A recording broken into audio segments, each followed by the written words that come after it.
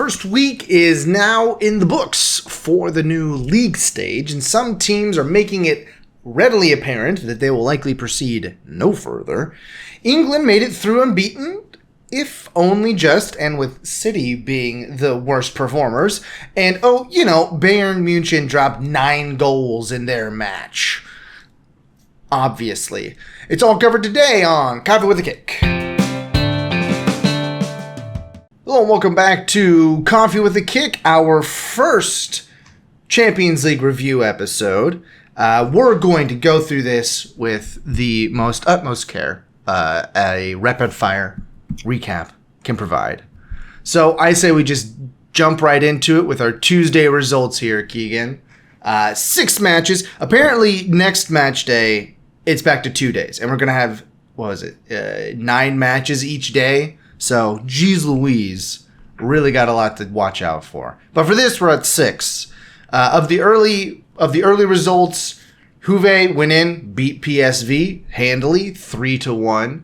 And Aston Villa proved you correct. They proved you exactly correct, if memory serves. Hold on, let me get my results pulled back up. Oh, yeah. Perfect pick. Proved you exactly correct. And young boys, guys, it's going to be hard for you to make it to that knockout stage.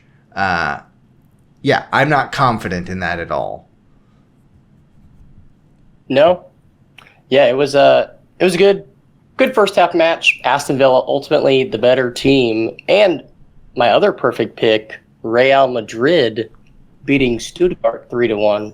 So Tuesday was a solid day for me. Tuesday was a very good day for you. I did get a perfect pick of my own with the 3-1 victory of Liverpool over AC Milan. Very good result for Liverpool there. They looked like the better side. Sporting CP they won 2-0 with a red card for Lille, but they did look the better side as well. It wasn't just that. And then, of course, last but not least from Tuesday, we had the 11-goal slaughtering of Bayern Munich over Dynamo Zagreb, which was, they just wouldn't stop. And 3 penalty kicks for Harry Kane in this one for Bayern Munich. Penalty butcher. Yeah, it never stopped. It never really stopped. This day soaked up too many of the goals that the other 2 match days were not as great. What's crazy about this match, though, is that at one point it was 3-2. Yeah. Like, it was a close one. I thought Zagreb was going to maybe get something, and then, no. 6 goals later, Bayern looks like they dominated. 6 goals later, the most goals that Bayern has ever scored in the Champions League. Then to Wednesday, many, many fewer goals on Wednesday. With the early matches was a nice 0-0 draw from Bologna and Shakhtar Donetsk. One of my other perfect pick for the weekend. It certainly helps my units when you get a draw perfectly correct. But yeah, it was as dull as I anticipated it being. Sparta Prague, as it says on my screen here, beat RB Salzburg 3-0. Looked really good. They're a sleeper in this tournament. They are a very talented side. I figured out why you say Club Brugge and then Club Bruges and then Club Brugge. They're in Bruges, Bruges. That's Bruges if you live there.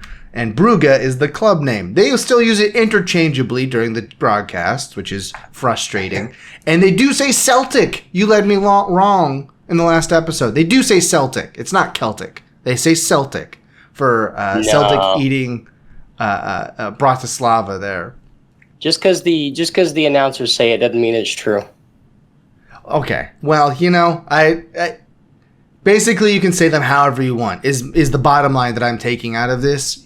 It is Paris Saint-Germain, okay? That's who PSG beat Girona. Only just. That one was nervy for PSG. It was very close on their side. And then Man City and Inter, a very tense draw that neither side really felt like they wanted to win. there weren't very many good chances for either side, really. Yeah, it wasn't a great look for City getting only 1 point out of that. But Inter looks like they're going to be in the knockout stages with Man City. So we'll see. We could see them match up again later in this tournament. I wouldn't be terribly surprised. Yeah, Wednesday, couple of shockers. I felt like RB Salzburg was going to put up a little bit of fight just simply because of their name. Recently in time, they've been a team that has beaten teams like Sparta Praha. Celtic or whoever, they put the thrashing on Slovan Bratislava, which I knew they were going to win, but I did not predict them to win 5-1. No. So these first 2 days and even the third day, all it tells me is that we have no idea what's going to happen in this Champions League phase. There are a couple things I think we do know at this point, which we'll do a little bit of which one is that young boys, you're looking rough, and then the next team on Thursday, who was it? It was who was it that I felt looked really terrible? We'll get to it in a minute. Feyenoord did not look good to me. Yeah, Feyenoord did not look good. I think it was Sturm Graz who ended up getting a goal back, but they were getting pretty manhandled by Brest up until that point. I think that's what it was. Anyway, we'll get to the Thursday proper now, with Svernesvedja losing 2-1 to Benfica, Feyenoord losing 4-0 to Bayern Leverkusen. Maybe it was that Feyenoord, because Leverkusen looked a lot better than them. Atalanta holds on to draw an underwhelming Arsenal, to be honest. Atletico Madrid beats RB Leipzig. Monaco beats Barcelona. Early red card, disclaimer on that one. That they came back and drew at one point, Barcelona, after the red card, but they allowed another goal. And then Brest beats Sturm Graz. This was their debut in the Champions League, Brest. They're a French side whose home stadium isn't up to par for the Champions League. So they weren't actually playing at home for this match. Still pulled off a 2-1 victory over Sturm Graz, who got I believe they had a late goal, if memory serves. They got a late goal in the first half. For an own goal. So really, Brest scored all 3 goals. Yes, that one was an unfortunate. I'm not sure what the defender was doing on that, but yeah. And the Arsenal though coming out very flat against a beatable Atalanta side.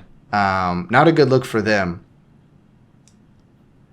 You know, Arsenal got hit with the news that Odegaard could be out for a while.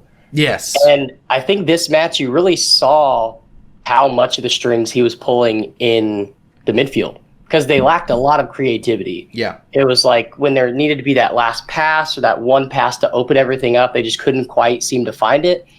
And so I think it's going to be really important to see what happens to Arsenal this upcoming weekend. And Man City may or may not have Kevin De Bruyne. So yeah, what was the update on him? He pulled up lame at the end, near the end of the second half, with maybe a hyperextension, it looked like. Well, at the end of the first half, he appeared to have injured himself, either a hyperextension or maybe something with his ankle. I haven't seen an update since then, but they took him off at halftime just as a precaution. Mm-hmm. And then the second half of the Inter Milan game, you could kind of see that, like you kind of mentioned, neither team really wanted to go for it.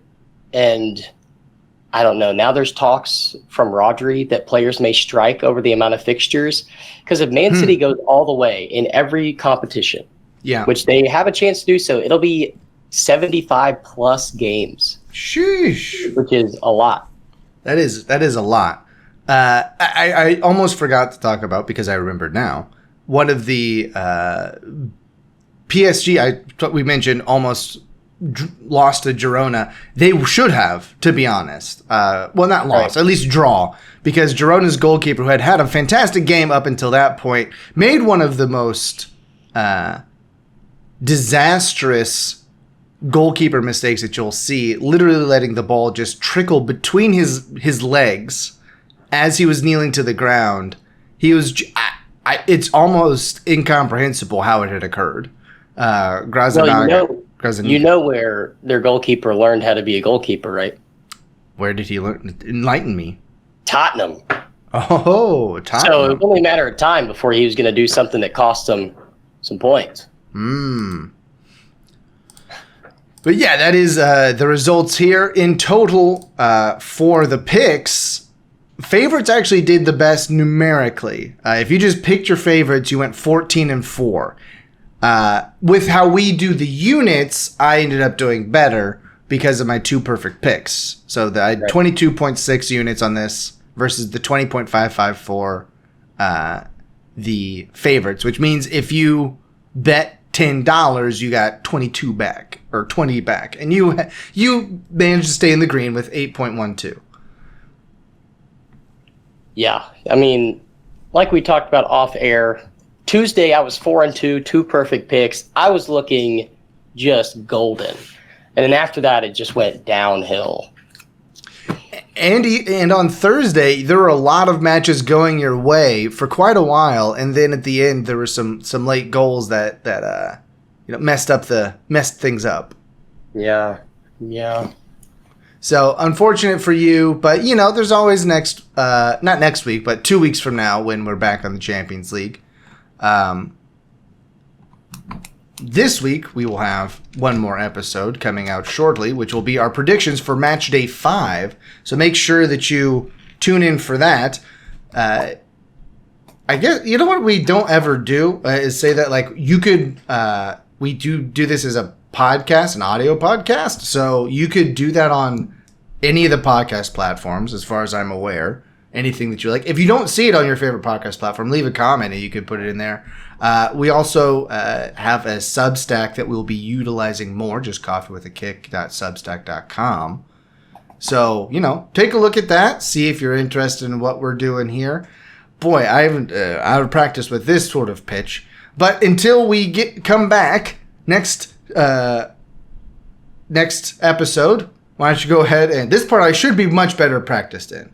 Why don't you go ahead and grab your coffee, watch some soccer, and we'll see you on the other side. Namaste.